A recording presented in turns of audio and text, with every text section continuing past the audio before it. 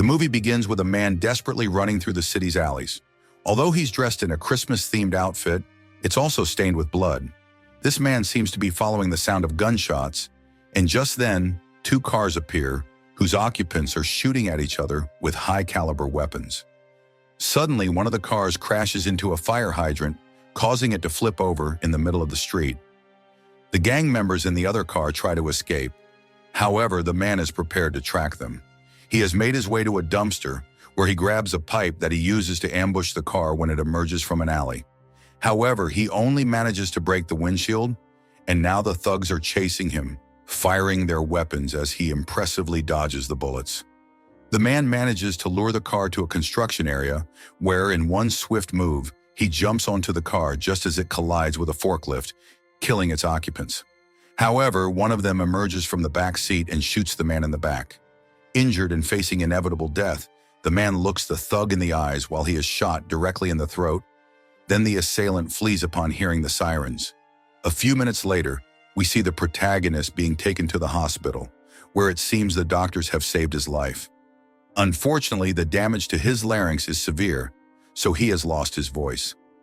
Already in the recovery room, a detective from the anti-gang unit named Basil comes to visit him, and seeing that the protagonist is not conscious, leaves his card and goes away. 2 long weeks later, Goodlock finally wakes up, and his wife Saya is there to welcome him back to the land of the living. Having been wounded near the hip, Goodlock faces a long recovery if he wants to walk again. Unfortunately for him, his voice is something that will not return, as the bullet destroyed much of his larynx, and the damage is completely irreparable. When the day to return home finally arrives, his wife can't hold back her tears and hugs him tightly. It's here that we see the couple had a son named Taylor, a 6-year-old boy who is no longer with them. Goodlock, who is going through the worst moment of his life, enters his home with his wife and sees the gifts under the Christmas tree, presents that his son will never be able to open. After this, the couple embraces on the floor and lets out all the pain that their child's death has caused them. Then we see Goodlock take a bottle of vodka and sink into a dark place where he can let out the anger and grief that weigh on him. After several days, Goodlock has not moved from his garage. He's been killing himself with alcohol while looking at a photo of his son. Meanwhile, his wife has returned to work, but Goodlock simply spends his days roaming the house, remembering his son in every room. Clearly, the grief is overwhelming for him, and going back to ordinary life won't be easy. While he sits sadly in the backyard, we see a flashback of what happened that day. The family was in the backyard waiting for Christmas to arrive when the gang car showed up, and one of the stray bullets hit little Taylor. A few hours later, Saya comes home from work and tries to communicate with her husband, but he ignores her. The next morning, Goodlock goes to the police station to meet with Detective Basil, where he finds a huge panel of the city's most wanted gang members. So he takes several photos of it before the detective arrives. Among them is the man who shot him in the neck. His nickname is Playa, and he is the leader of one of the largest gangs in the city. When Basil finally gets to his office, the protagonist has already taken everything he needs and left. Now Goodlock has found a purpose. First, he will fully heal his body, and then, on December 24th of that year, during the Christmas celebrations, he will kill all the gang members on his list. It's April, so time is ticking. During the following months, Goodlock isolates himself in his garage to train and learn self-defense using videos he finds on the internet. Day by day, his determination pays off, and his body slowly regains its strength. Then he buys a used car with cash and starts modifying it to become the killing machine he needs to carry out his plan. At night, Saya hears how her husband is growing more and more obsessed. She has also seen the photos on the wall and knows what he's planning. Meanwhile, Goodlock is improving his aim by taking shooting classes. Each time he fires, he sees Playa's face. He then manages to buy a large quantity of weapons and learns how to handle them while listening to police radio frequencies to learn their codes and routes. Saya finally manages to spend a moment with her husband and begs him to stop, but Goodlock has already made up his mind. Because of this, she takes her things and leaves the house, not wanting to watch her husband be consumed by vengeance. October arrives quickly, and Goodlock starts investigating the gang members on his list, becoming so obsessed that he spends weeks gathering information about the gang and how its business works. With his strength fully recovered and multiplied, there is only 1 month left before the slaughter. His fighting skills are at their peak, as is his driving ability.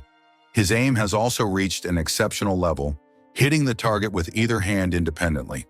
With only 2 days left until the chosen date, Goodlock infiltrates the home of the second person on his list. He surprises him and attacks from behind, then kidnaps him. With the gangster hanging from a rope in his garage, Goodlock appears to give him 2 options. Either he writes down everything he knows about Playa's gang, or he dies right there.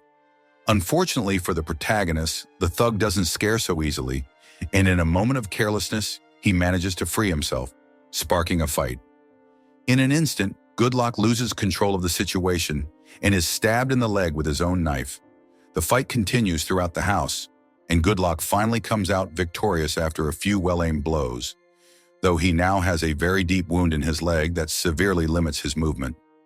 With the information he needs and the date of his revenge at hand, Goodlock is ready, but first he takes a moment to leave a letter for his wife, hoping that one day she will understand his reasons. After a quick visit to see his wife from afar, he leaves the pending Christmas gift at his son's grave and prepares for what will be a long night. His first stop is Detective Basil's place, where he leaves the thug he kidnapped as a little Christmas present, along with a note that says, "It all ends tonight." The envelope also contains a USB drive with all the information Goodlock extracted from the gangster, something Basil can finally use to start doing his job. Across the city, Goodlock begins his night with 2 gang members who have just beaten and robbed a defenseless couple. After killing the gang members, Goodlock realizes the difference between shooting a practice target and a real person, so he takes a moment to process the situation. His next move is to cut off the gangsters' fingers and send them to Playa as a message of what's coming. Not far from there, a massive shootout is taking place. The police and 2 rival gangs are locked in a merciless war.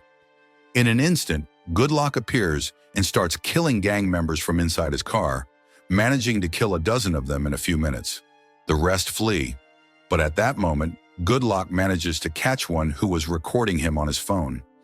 After running him over, he records himself while killing him, then sends the video to Playa, another clear message that he will be next. Faced with this obvious threat, Playa puts a price on the head of the man driving the red Mustang. Now every gangster in the city is on Goodlock's trail. Luckily, the night is young, and Goodlock is ready to continue his crusade of vengeance. Suddenly, several cars and motorcycles appear, all eager to claim the reward offered by Playa. This triggers a total bloodbath where bullets fly and many gang members die quickly. After several minutes of intense action, Goodlock's car is nearly destroyed, but at least he has dealt with several of the key targets on his list.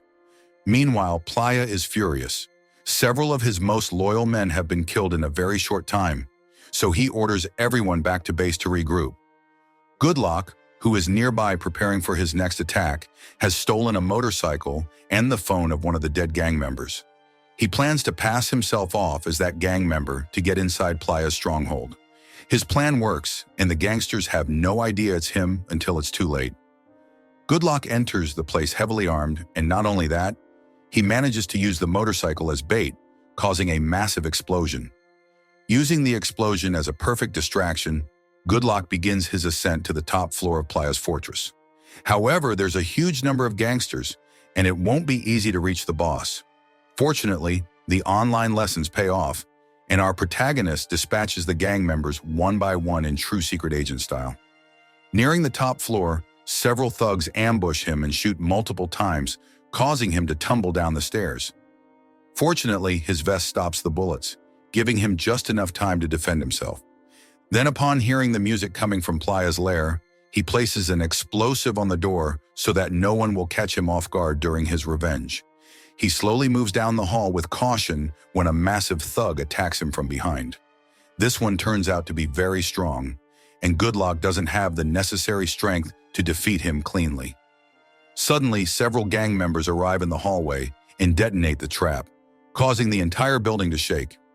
This is the perfect distraction for Goodlock to gain the advantage. Basil, who has finally decided to show up, makes his way down the hallway slowly, while Goodlock is locked in a life-or-death struggle with the big thug. Basil has no choice but to get involved in the shootout, and after a few minutes he meets the protagonist, giving him the signal that he's come to help. Suddenly, Playa's girlfriend appears with a huge machine gun and corners Goodlock, but he hasn't come all this way to die at the finish line, so he surprises her from behind. However, he makes a mistake by hesitating to kill her for a second, which she uses to shoot him twice and then wound Basil in the abdomen, prompting Goodlock to finally fire at her. Now only Playa remains, but sadly the protagonist is seriously wounded and losing a lot of blood, an advantage the villain uses to shoot him by surprise. The opening scene repeats itself. Goodlock is once again face to face with Playa, except this time the villain is pointing at his head instead of his throat. Fortunately, Saya appears and shoots Playa from behind, giving Goodlock just enough time to knock him down and strangle him with his bare hands. Having fulfilled his revenge, Goodlock sees his life flash before his eyes as blood flows from his body and death finally comes for him. Saya, who has found the letter her husband left, is filled with sadness knowing that he will not return. But in his words, he reflects how much he loved her and how he regretted not being able to overcome the loss of their young son, Taylor. If you want interesting movie recaps, like, share, and subscribe to follow us for more movie recaps.